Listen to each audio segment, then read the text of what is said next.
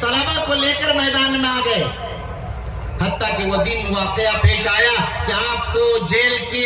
سہارنپور کے جیل میں جانا پڑا، قید و بند کی صعوبتیں برداشت کرنی پڑی، اور اس کے بعد حضرت مولانا لطف اللہ صاحب رحمانی رحمۃ اللہ علیہ جو خانقاہ رحمانی کے اس وقت سجادہ نشین تھے، حضرت منگیری کا وصال ہو گیا تھا،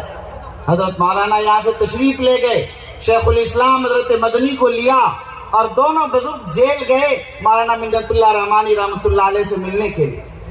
شیخ الاسلام مولانا حسین احمد مدنی رحمۃ اللہ علیہ کو اور مولانا لطف اللہ صاحب رحمۃ اللہ علیہ کو دیکھ کر جیلر نے یہ کہا کہ آپ حضرات جو کہیں میں مولانا کے لیے، مولانا منت اللہ کے لیے سہولت کر سکتا ہوں۔ حضرت نے پوچھا کہ آپ کیا چاہتے ہیں؟ کھانے پینے کی دشواری ہے، رہنے سہنے کی جیل میں دقت ہے، کیا معاملہ ہے؟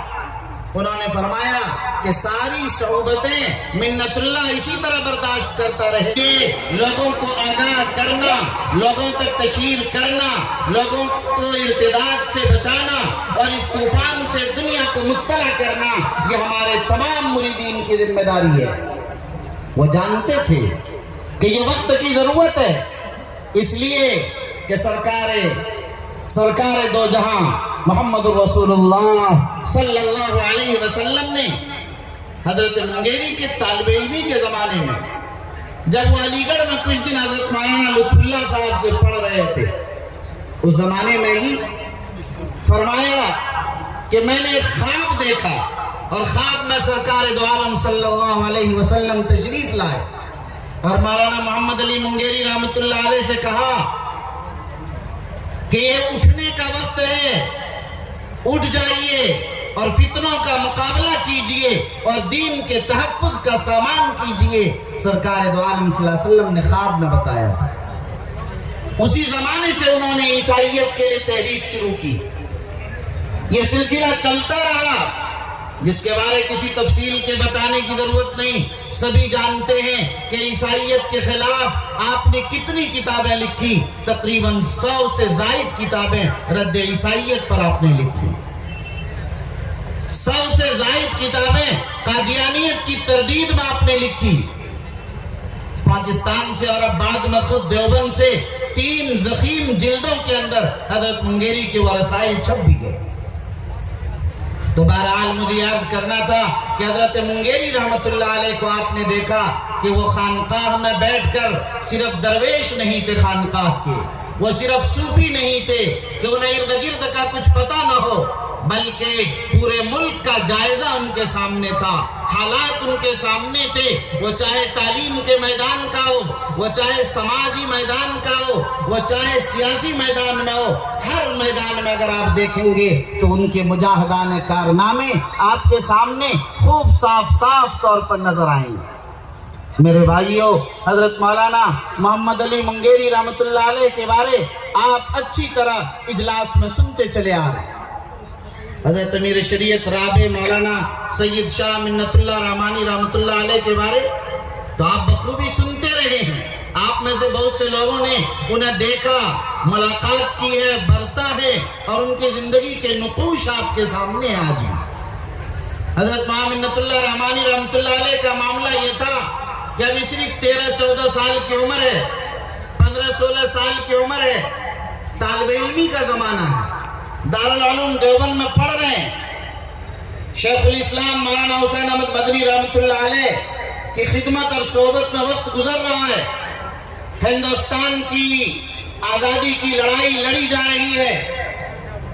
جنگ آزادی کے اس معاملے میں میدان میں کود جاتے ہیں، چونکہ وہی درد ہے، وہی کرب ہے، وہی تڑپ ہے، وہی فکر ہے، وہ خون ہے حضرت منگیری رحمت اللہ علیہ کا۔ حضرت منت اللہ رحمانی رحمت اللہ علیہ بھی طالب علمی کا زمانہ، مگر مظفر نگر، میرٹھ، سہارنپور سارے علاقے کا کمان اپنے ہاتھ میں لے لیا، آزادی کی لڑائی کے لیے طلبہ کو لے کر میدان میں آ گئے، حتیٰ کہ وہ دن واقعہ پیش آیا کہ آپ کو جیل کی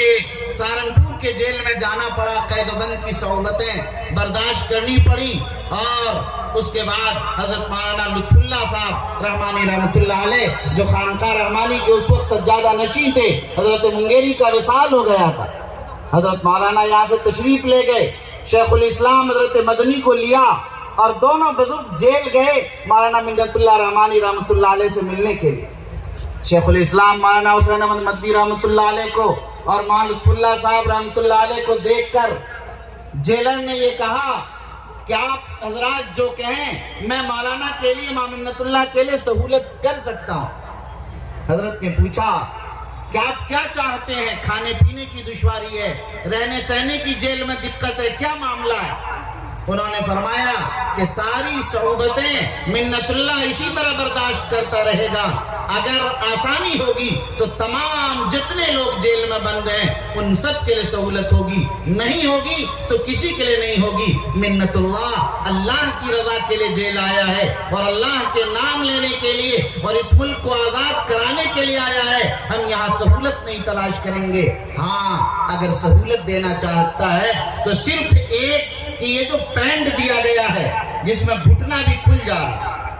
پردہ نہیں ہے، نماز نہیں پڑھ پا رہے گھٹنا کھلا ہوا، اس لیے کم از کم ایسا پاجامہ دے دیا جائے جیل میں پہننے کے لیے کہ سطر چھپ سکے۔ اگر سطر پوشی کے لیے ایسا پاجامہ اور ایسا پینٹ ایسا کپڑا اگر مل جائے تو وہ پہن کر تاکہ ہم نماز ادا کر سکیں، اس کے علاوہ کوئی دوسری سہولت نہیں چاہیے۔ اندازہ کیجئے کہ جیل کے اندر بھی شریعت کی اتباع، شریعت کا معاملہ اور نماز ہی کی فکر ہے۔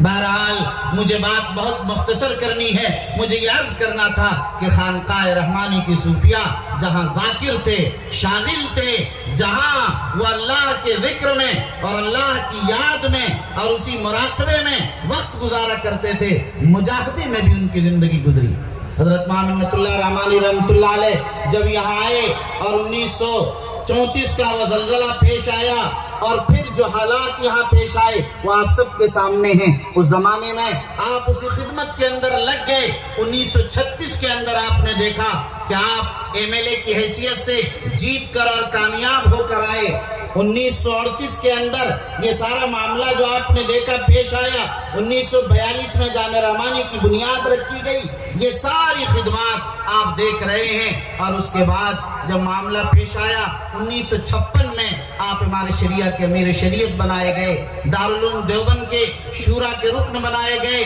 پھر معاملہ آیا جب جو معاملہ شریعت کا آیا، تحفظ شریعت کے اس مرد مجاہد نے میدان میں آ کر پورے ملک کے اندر وہ عظیم مجاہدانہ کارنامے انجام دیے جو تاریخ کے صفحات میں محفوظ ہیں۔ اگر آپ ان کی سوانح حیات کو پڑھیں گے تو آپ کو اندازہ ہوگا کہ ان کے مجاہدانہ کارنامے اس قدر عظیم ہیں کہ اگر 1-2 گھنٹے نہیں پوری رات بھی اگر بیان کیا جائے تو وہ ناکافی ہے، وہ پڑھنے کی ضرورت ہے۔ حضرت امیر شریعت مولانا منت اللہ رحمانی رحمۃ اللہ علیہ پر کئی تصانیف یہاں آ گئی ہیں، ان کی سوانح حیات پر مشتمل۔ آپ حضرات اس کو ضرور خرید کر جائیں اور لے جا کر اسے پڑھیں اور دیکھیں کہ اللہ تعالیٰ نے کیسی عظیم خدمات لی۔